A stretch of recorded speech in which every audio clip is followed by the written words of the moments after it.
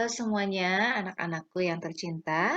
Pertama-tama, Ibu haturkan Assalamualaikum warahmatullahi wabarakatuh. Bagaimana kabarmu hari ini? Mudah-mudahan selalu sehat dan tetap bersemangat. Amin ya robbal alamin. Marilah anak-anakku, untuk memulai pembelajaran kita pada hari ini, kita membaca doa bersama-sama dengan diawali bacaan basmalah. Bismillahirrohmanirrohim. Alhamdulillah, pada kali ini kita telah memasuki di tema 2, subtema 2, dengan judul Pentingnya Udara Bersih bagi Pernapasan. Seminggu kemarin, kita telah belajar di subtema 1 ya. Tentu Ananda semua masih ingat apa yang telah kita pelajari di subtema 1. Nanti silakan Ananda buka kembali ya, supaya tidak lupa. Oke, baiklah kita awali pembelajaran kita dengan membacakan kompetensi dasar dari berbagai macam mata pelajaran yang kita ampuh selama di subtema 2. Yang pertama, kompetensi dasar untuk mata pelajaran PKN. 1.2. Menghargai kewajiban, hak, dan tanggung jawab sebagai warga masyarakat dan umat beragama dalam kehidupan sehari-hari. 2.2.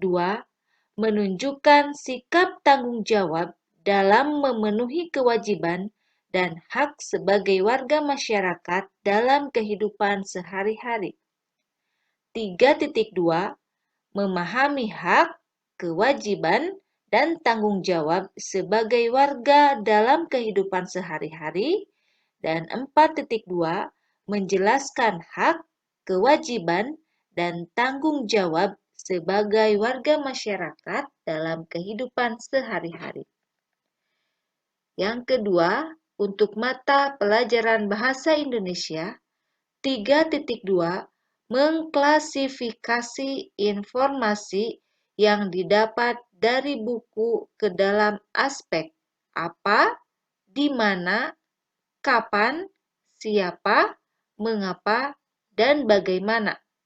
4.2. Menyajikan hasil klasifikasi informasi yang didapat dari buku yang dikelompokkan dalam aspek apa, di mana, kapan, siapa, mengapa, dan bagaimana menggunakan kosakata baku. Yang ketiga, kompetensi dasar mata pelajaran IPA. 3.2. Menjelaskan organ pernapasan dan fungsinya pada hewan dan manusia, serta cara memelihara kesehatan organ pernapasan manusia. 4.2. Membuat model sederhana organ pernapasan manusia. Selanjutnya, untuk kompetensi dasar pelajaran IPS, 3.3. Menganalisis peran ekonomi dalam upaya mensejahterakan kehidupan masyarakat di bidang sosial dan budaya untuk memperkuat kesatuan dan persatuan bangsa. 4.3. Menyajikan hasil analisis tentang peran ekonomi dalam upaya mensejahterakan kehidupan masyarakat di bidang sosial dan budaya untuk memperkuat kesatuan dan persatuan bangsa. Dan yang terakhir, untuk mata pelajaran SBDP, 3.3. Memahami pola lantai dalam tari kreasi daerah, dan 4.3. Mempraktikkan pola lantai pada gerak tari kreasi daerah. Itulah beberapa kompetensi dasar untuk setiap mata pelajaran yang akan kita pelajari bersama. Untuk selanjutnya, kita memasuki pembelajaran 1 di subtema 2 kali ini. Adapun tujuan pembelajarannya adalah 1. Dengan mencermati teks bacaan yang disajikan, siswa mampu menemukan informasi tentang penyebab terjadinya gangguan pada organ pernapasan manusia. 2. Dengan mencari informasi dari teks bacaan, siswa mampu membuat bagan penyebab terjadinya gangguan pada alat pernapasan manusia. 3. Dengan membaca teks, siswa mampu menyebutkan informasi terkait dengan pertanyaan apa, siapa, di mana, bagaimana, dan mengapa. 4. Dengan menuliskan dalam bentuk tabel, siswa mampu mempresentasikan informasi dari teks bacaan terkait dengan pertanyaan apa, siapa, di mana, bagaimana, dan mengapa. Itulah tujuan pembelajaran yang harus Ananda kuasai setelah melaksanakan pembelajaran hari ini. Baiklah, kita memasuki materi dengan topik yaitu penyebab terjadinya gangguan pernapasan. Ketika kita bernapas, kita menghirup udara untuk mengambil oksigen. Udara bersih banyak mengandung oksigen, betul. Udara bersih juga merupakan udara yang tidak mengandung zat racun dan bibit penyakit. Tapi apabila udara yang kita hirup berupa udara kotor, maka pernapasan kita akan terganggu.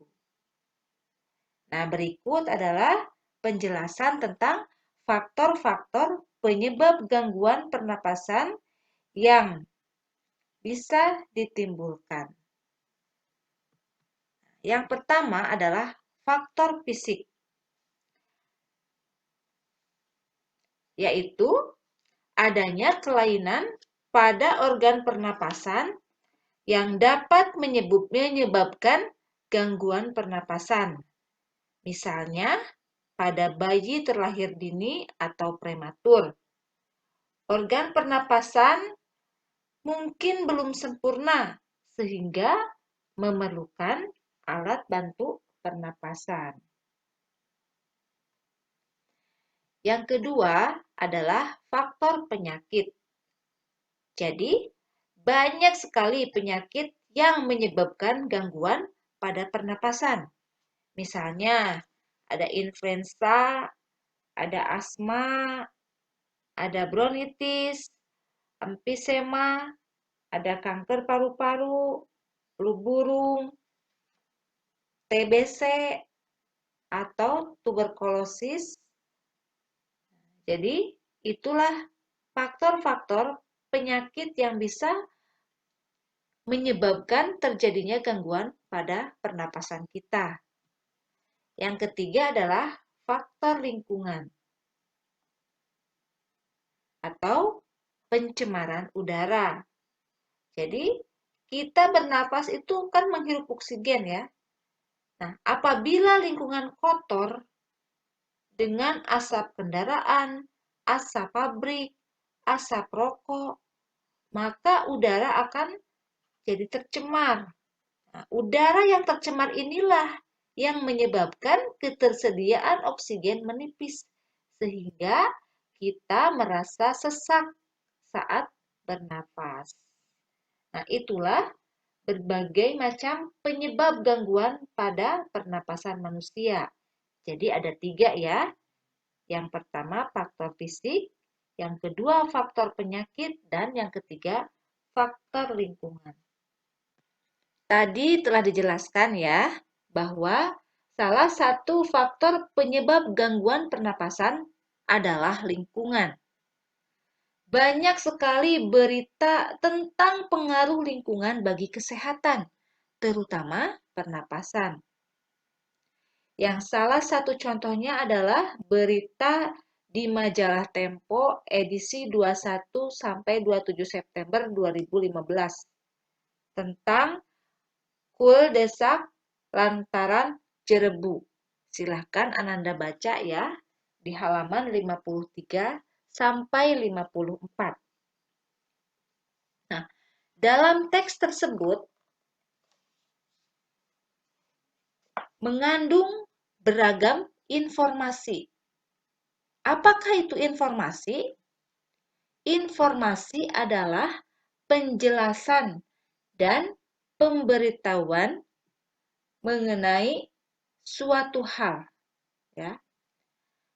Informasi yang terdapat dalam buku dapat diuraikan secara lebih detail ke dalam beberapa jenis informasi yang akan ditanyakan.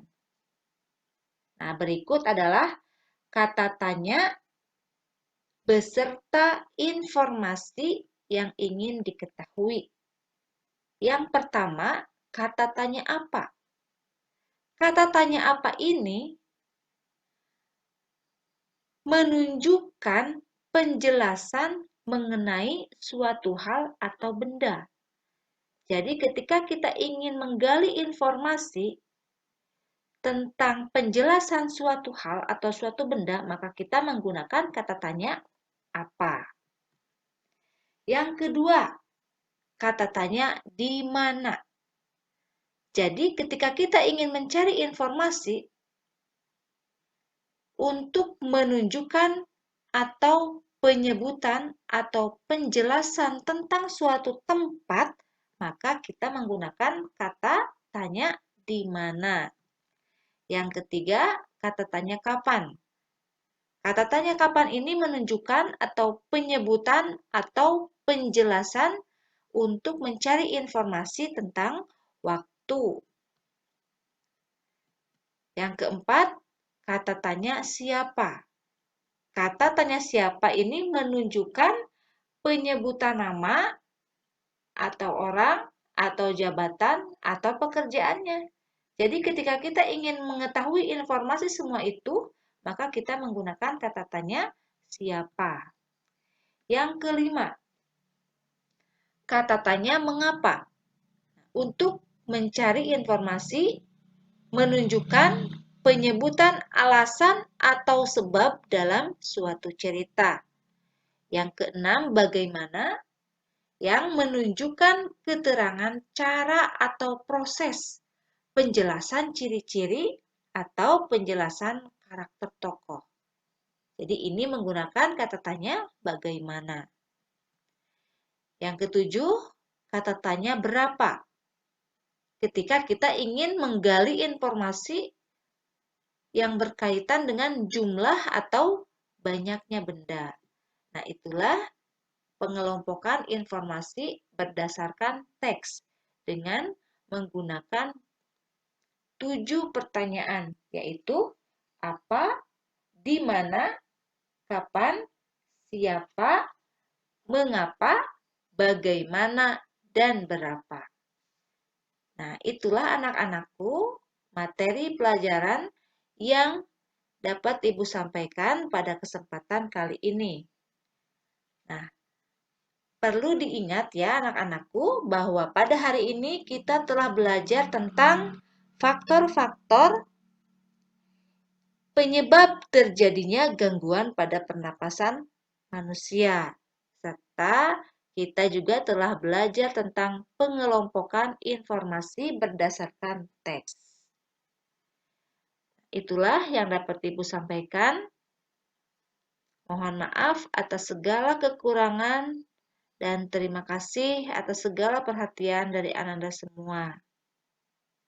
Marilah kita tutup pembelajaran kita dengan membacakan hamdalah bersama-sama. Alhamdulillahirabbil alamin. Wassalamualaikum warahmatullahi wabarakatuh.